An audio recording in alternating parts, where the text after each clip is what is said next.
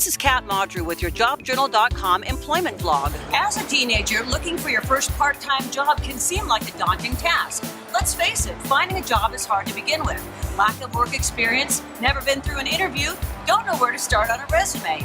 Well, here are a few suggestions to get you started.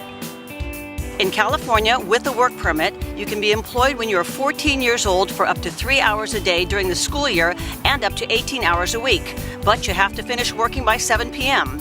Once you're 16, there are no limits on hours, but you still need to get a work permit if you're under 18. Talk to your school counselor for details. Let's discuss work experience and resumes. A resume is a written compilation of your education, work experience, credentials, and accomplishments that you give to prospective employers so they know more about you. So what do you list as work experience if you don't have much? Well, think about what you've done or what you are good at and could do, things that show that you can take on tasks responsibly. You could volunteer your time, like animals. Call the local animal shelter for programs for teens to volunteer.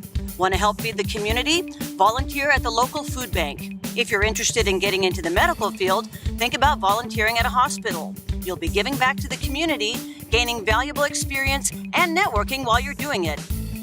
Been involved in service organizations like Cub Scouts, Girl Scouts, or 4-H. Maybe you've participated in special activities, school clubs, or activities outside of school.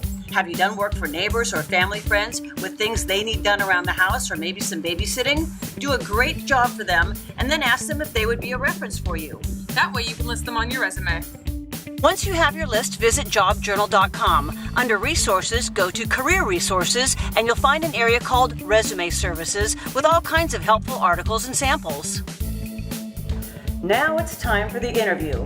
Never been through an interview? Ask your parents or their friends to help. Most adults have been through job interviews, so ask them to turn the tables and interview you. Any practice you can get to talk about who you are and what you stand for is a great chance to practice answering questions and marketing yourself.